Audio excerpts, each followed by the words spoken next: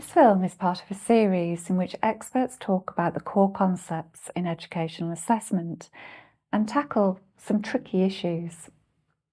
I'm Michelle Meadows, Associate Professor at the Oxford University Centre for Educational Assessment. Here we're going to talk to experts about the most important concept in educational assessment: validity.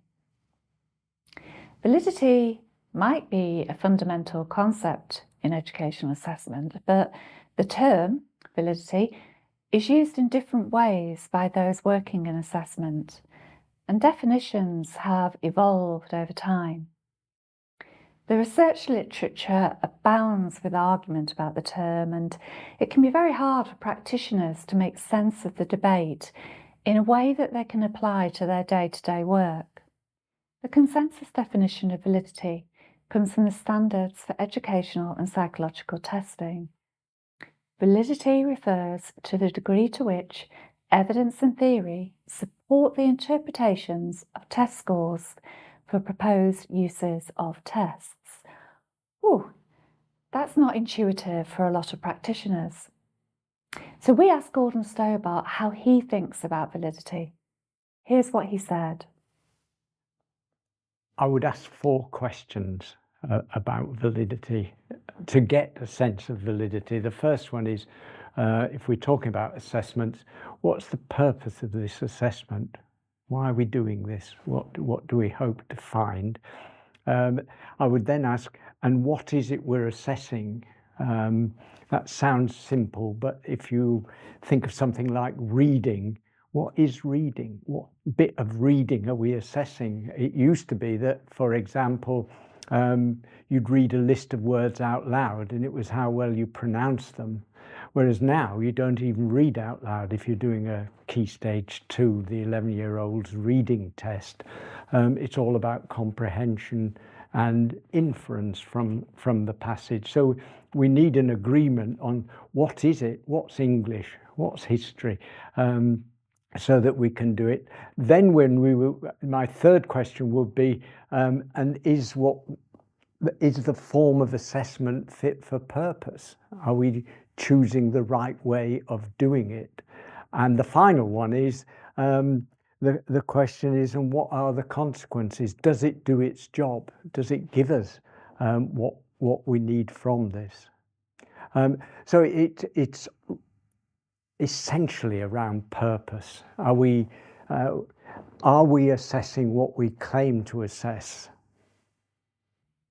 Next, let's hear from Professor Dylan William, who will explain how he would define validity.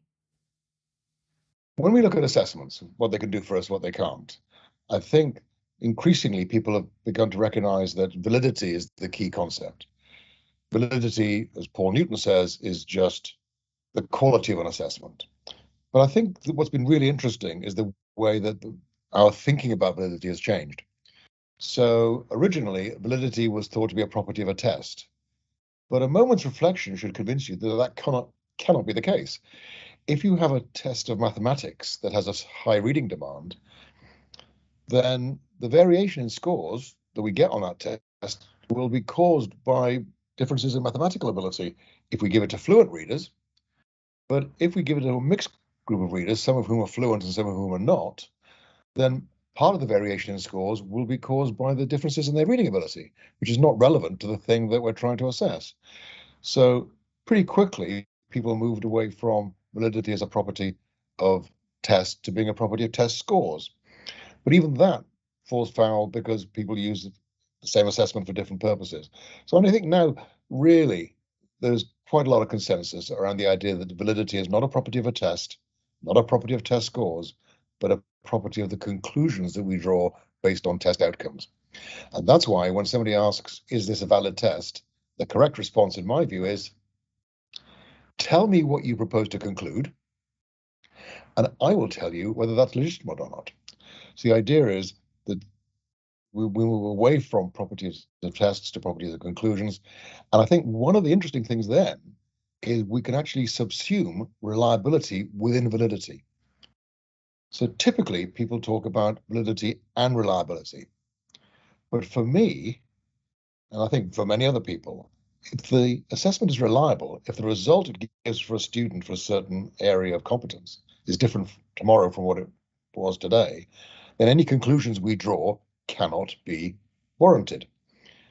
And so basically, I think the most productive way to think about this is that reliability is a part of validity, and specifically, it is the random component of construct irrelevant variance. We want our student scores to reflect differences in the things we're interested in. If the scores vary for other reasons, then that's variation that's irrelevant to the construct of interest. Some of it is systematic, like our poor readers not being able to figure out what they might be doing on a maths test, and some of it is random, and that's reliability.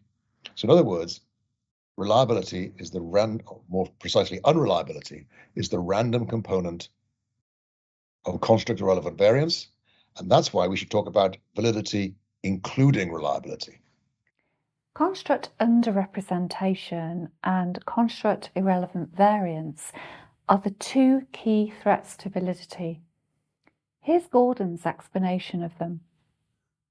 The famous names who write about this would see two main threats, and one is fairly pompously called construct underrepresentation, which actually means you're only assessing a slice of what you're doing. You're not assessing the whole concept that you claim you are. So if we take examples, and there are plenty of them, if in English test you were looking at writing, and the curriculum has got in it as well, speaking and listening, but we don't examine that, but we give a mark in English on just writing, or worse still, we get down to just spelling and punctuation and grammar and call that English. So that's the underrepresentation. We've not actually examined that. The same, you might say the same with modern languages. If you're not asked to speak the language, that's a clear case of construct underrepresentation. And the other one, again with a pompous title, is construct irrelevance, where the test, let's talk about a test, the test is assessing something other than it claims to assess. And my example there would be, you can have a maths test which has got those wordy problems. Two men go off for an hour in this direction at this speed, and the reading becomes so complicated that you're actually assessing reading rather than the maths. There will be some students who are good at maths, not good at reading, who will do badly on a maths test, and that's the irrelevance. So the how we assess has to be fit for purpose for what we want. We also asked Tom Halladina how he would define validity, and here's what he said. Validity is the most important concept in the field of measuring human behavior. It's got a long history of evolution, and fortunately, I've always studied validity and appreciated it.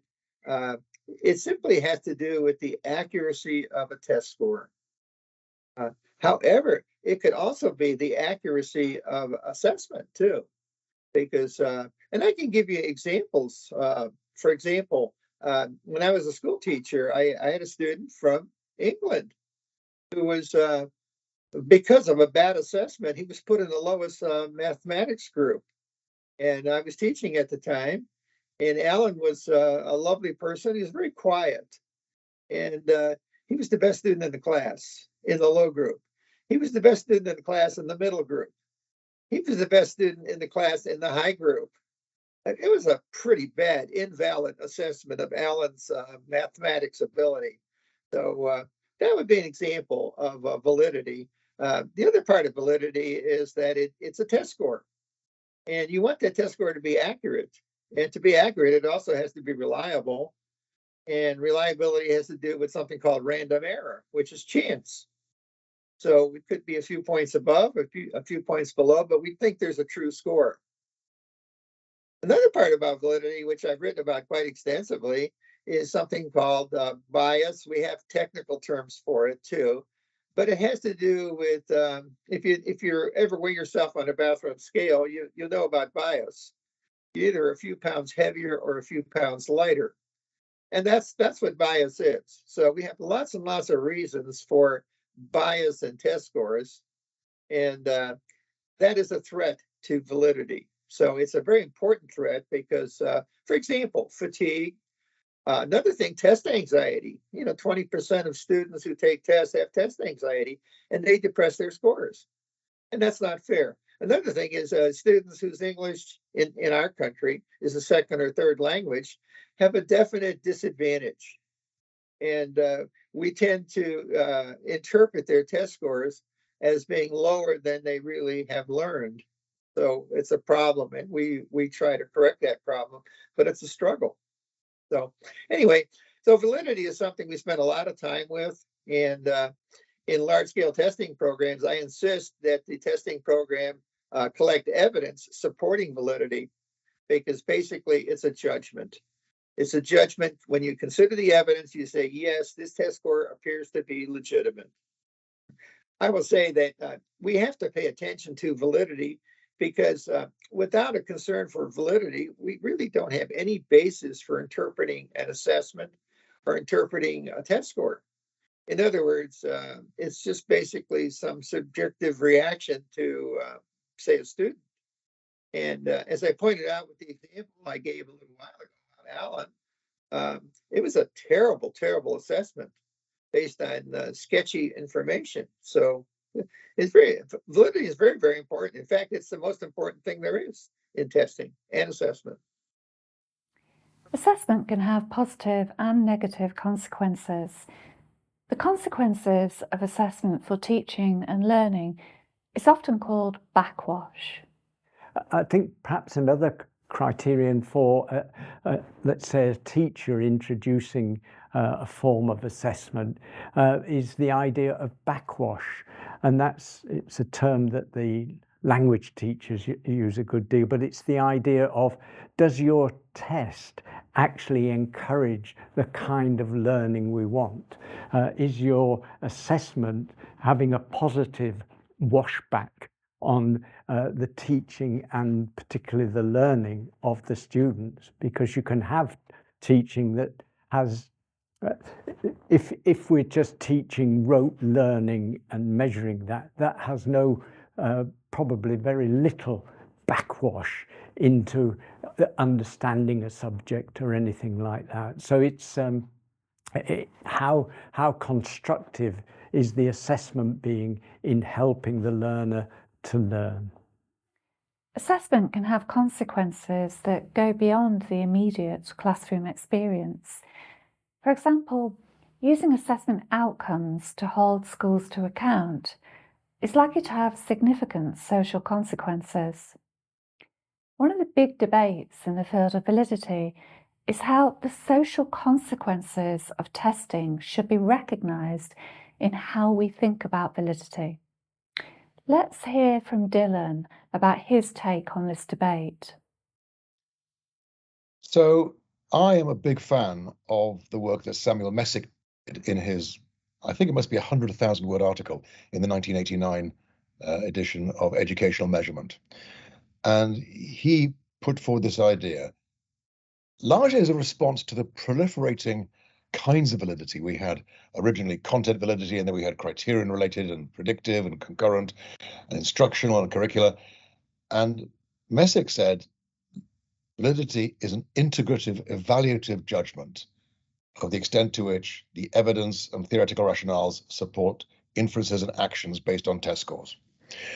And I think that's really important. I think that the big idea here is that it's a never-ending process. So anytime we feel that we think that the test result means something, new data may come along and tell us that those conclusions aren't warranted.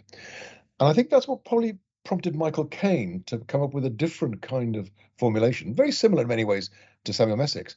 But I think he was trying to make things a bit easier for people who develop assessments, because the Messick formulation, while theoretically elegant, is actually a nightmare to implement in practice.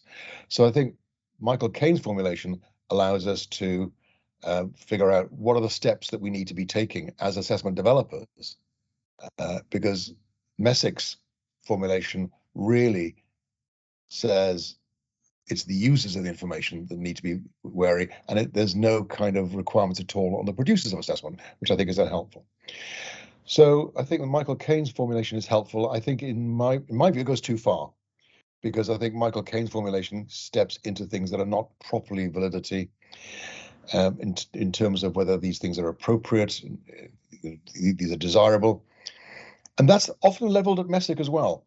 So people often think that Samuel Messick proposed this idea of consequential validity, that the consequences of the use of an assessment were part of the validity consideration. And I pretty clearly got from Messick's writing that he never said that. I did check with Randy Bennett at ETS, and yes, Messick never talked about consequential validity. He hated the idea that they were kind of flavors of validity. For him, it was an integrative, evaluative judgment. What confuses people is that Messick does think that social consequences are important. But, and there's a very, very clear passage on this in the 1989 article. What he says is this: if undesirable social consequences can be traced to either construct irrelevant variance or construct underrepresentation, then that does jeopardize the validity of the assessment. Let me give you an example. If we think that practical work in science is important, and therefore we include practical assessments in our GCSE science examinations, then we are entitled to draw conclusions about all aspects of science, including practical work. People point out that the scores on the practical tasks correlate very highly with scores on the written papers. So let's not bother with this expensive practical assessment. Let's just use the written paper scores as a proxy for that. If that then results in teachers doing less practical work because the practical work isn't tested, then the ability of the assessment to speak for students' practical ability diminishes. And here's the point that Messick makes very clear. Because the adverse social consequences can be traced to the fact that the assessment now underrepresents the construct of science achievement, that is the fault of the science assessment. If the adverse consequences are traceable to either construct irrelevant variance or construct underrepresentation, then that is a problem for the assessment. But if the assessment is validly supporting valid inferences about the domain being assessed, but people choose to use those results in inappropriate ways, that's not the fault of the assessment. So a classic example in the English context would be the use of GCSE exam results as measures of school quality, which I think is unwarranted. But as long as those GCSE examinations are properly assessing the GCSE domain, then the fact that those assessment results are used badly by other people does not jeopardize validity. And so for Messick, it's very clear. Social consequences are important if they arise out of defects in the assessment. The other thing I can't help adding is that we should be concerned about social consequences and adverse effects. We shouldn't make validity do that work. As Jim Popham so eloquently said, right concern, wrong concept. One of the reasons why how we treat social consequences in relation to validity has proved controversial is that those responsible for designing and delivering assessments can't always foresee and control the purposes to which test scores are put. Let's hear how Dylan William believes test developers and users of test outcomes can navigate this difficult path. There's a big debate in assessment about the extent to which people who produce assessments should be responsible for their use. And I think it's really important that people who develop assessments lay out the kinds of claims that they think they should be supporting. And so if you're actually sticking to those kinds of claims, then I think that you can rely on a reputable test producer to do the work of of showing that those conclusions are warranted. But often you want to draw different kinds of conclusions, and I think then you're on your own. I think it's up to you to assemble the evidence that this other usage, which was not sanctioned by the person who produced the test or the assessment, that this other usage is warranted. And I think there are basically three parts to that. And this goes beyond validity, I think, per se. So I think the first thing is you have to assemble or marshal evidence that your chosen interpretation of the exam results is warranted. You then have to show that plausible rival interpretations of the same evidence are less warranted. And I think you also have to subject that whole argument to ethical scrutiny. So it's do I have evidence that supports my intended interpretation? Is it more plausible than plausible rival interpretations? And is it ethically defensible to use the assessment in this way with a view to its social consequences? You know, being aware that if these assessments are used in high stakes contexts, people will change what they do. The classic example will be, teaching to the test to get kids over the threshold. Those things are reasonably foreseeable. And so I think that if you're stepping off the path that the test developer has laid out, then you are responsible for producing the argument that your interpretations are warranted. How does the fact that tests are used for multiple purposes affect the design of assessments? When we come to the design of assessments, there's obviously a concern that these assessments are going to be used in different ways. And at one level, I think you could actually make an argument that as long as the assessments are addressing the constructs that they're meant to, then there's no big issue. And I think the real problem here is that people duck the issue of construct definition. So if you don't have clear construct definition, the people who write the assessments have far too much power because values intrude and what they think should be assessed gets assessed. With clear construct definition, assessment development should be a relatively technical matter. Values shouldn't intrude into the process because different people should agree about whether this assessment validly addresses the domain of interest. So let me give you an example. Can you assess history with multiple choice questions? Some people say yes, some people say no. It looks like a debate about assessment, but it's really not. It's a debate about what you think the construct of historical thinking is. If you think history is all about facts and dates, then you think multiple choice questions are pretty nifty because you can assess a lot of facts and dates very quickly. And you think that essay questions are bad because they disadvantage students with poor handwriting. In other words, the scores suffer from construct irrelevant variance. If, on the other hand, you think history is all about describing and explaining historical events, then you think multiple choice tests underrepresent that construct because you can't possibly assess people's ability to do that just with multiple choice questions. Here's the important point. This debate looks like a debate about assessment methods. It's not. It's a debate about constructs. And often what we think of as arguments about assessments are really arguments about what it is we should be assessing in the first place. Now, when we come to assessments, designing assessments, I think one of the most interesting developments, and it's kind of odd that it didn't come earlier, is the idea of evidence-centered design. If we think of an assessment as a device for supporting inferences, we give students things to do, we look at what they do, we draw conclusions. If we think of assessments primarily as devices for drawing conclusions, then why not design them backwards from the conclusions we wish to draw? And that's the big idea behind evidence-centered design. Let's design our assessments backwards from that big goal.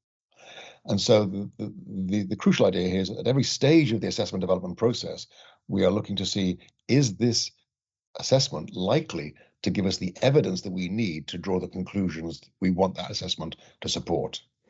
And I think that the problem with evidence-centered design is it's just so abstract that a lot of people can't get their heads around it. But it was designed by Bobbins-Levy and others at ETS to be a completely generic framework for all assessments, particularly those that are computer delivered. And I think it's a very valuable way of thinking about this because it identifies what Russell Almond calls a 4-process architecture.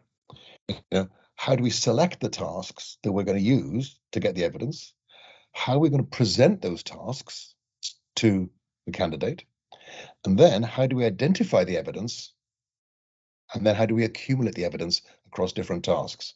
And so these 4 processes of task selection, task presentation, evidence identification, and evidence accumulation, I think give us a very powerful way of thinking about how to design assessments that support the conclusions we want. And the big idea, as I said earlier, start with the conclusions you want to draw and work backwards from there. Don't just give kids neat things to do in a test or an exam, because then what you'll be able to conclude is really pretty much a matter of chance. One of the debates in the field is whether the way in which we conceptualise validity sufficiently takes fairness and the social consequences of testing into account. We asked Jennifer Randall whether she thought validity is the most important concept and how it relates to fairness. Well, I agree with validity being the most important concept in assessment or measurement. Absolutely. I mean, I would, if someone were to ask me what's the most important concept in measurement, I would respond validity without question. Do I think our approaches to validity adequately address fairness? Not even close. I think our approaches to validity define how we have developed assessments and think about assessments. And this is why we don't have fair assessments, because validity doesn't really speak to fairness. You know, our standards for professional practice, the standards for psychological and educational testing, or it might be educational and psychological testing. I can't remember which direction it goes, has an entire chapter devoted to fairness. But it hasn't really shifted our practices around what we do with respect to building a validity argument around it. And in fact, people have argued, Dr. Solano Flores at Stanford has argued repeatedly that that fairness chapter has absolutely no teeth. It has words like, whenever possible, do this, right? Or you should do this, not must do this, right? And so it allows testing companies the ability to be fair when they feel like it, or when it's convenient, or when it won't actually cost them any money, but it doesn't really demand that they be fair. And our validity arguments, how we build our validity arguments, don't really speak to fairness at all. You know, if you think of examples like content validity, which a lot of people argue is the most important type of validity. And I wouldn't spend too much time fighting them on that. I mean, I go back and forth between content and consequences, but both really important. And for a classroom teacher, content is probably the one that is definitely the most important. And so when you're thinking about content validity, kind of traditionally speaking, really all we're trying to get at with validity is, do the items or the task represent that targeted domain of interest, that construct that you've already laid out? That's the fundamental question with respect to content validity. If you were to ask anybody in the field of measurement, this is the most important type, and this is what we want to do. Do the items get at that targeted domain? But if you're really thinking about it from a fairness point of view or a justice point of view, you would be asking a lot more questions. You'd be asking questions like, do these items actively disrupt negative stereotypes about minoritized populations? You would be asking, does the content or the language of the items privilege a particular linguistic or cultural way of thinking or making sense of the world? So if you were thinking about it from a justice perspective, our validity argument would be much stronger. It would require us to go further than just saying, do these items map to this construct over here?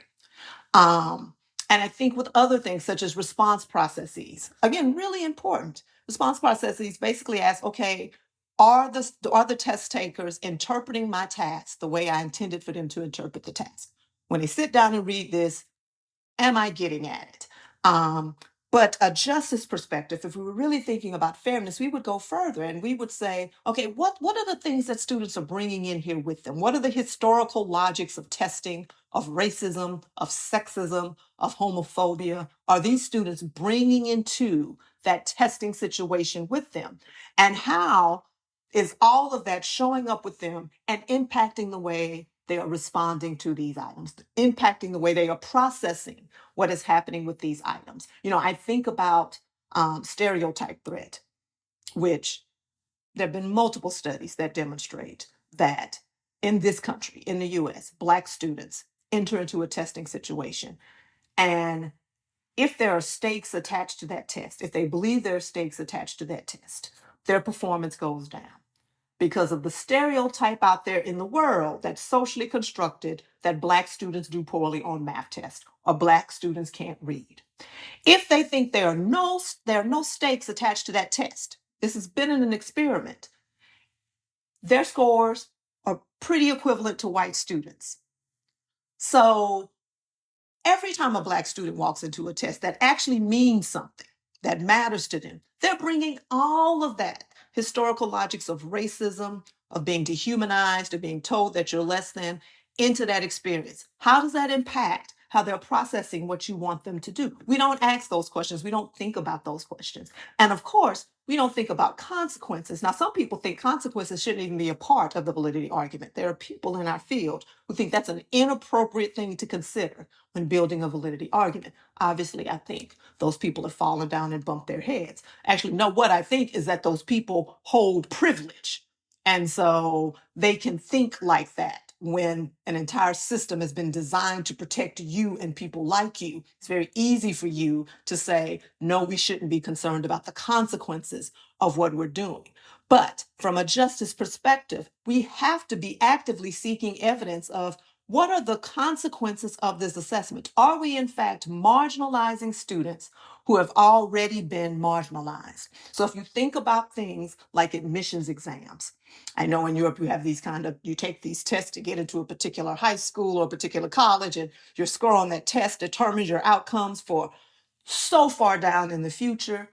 And if you're looking at those results and you're seeing that your most marginalized populations, whoever those populations are not having access to whatever that test gives you access to, then that test is inherently unfair and not valid. And you should move on. But that's not how we think in this country, in this world, right? We're like, well, we built this test intending for it to be fair. And since we intended for it to be fair, we don't really care about the consequences if the consequences are actually fair, right? And so I think our current approaches to validity just leave a lot to be desired. Yes, I will say. It cannot simply be this checklist that we go through. Did you do this thing? Did you do this thing? Did you do this thing? With no regard for the students who are actually the most marginalized, the most minoritized in our populations. There's much to be done to ensure that we're designing assessments that are sufficiently fair. There are many different definitions of what it is to be fair in assessment.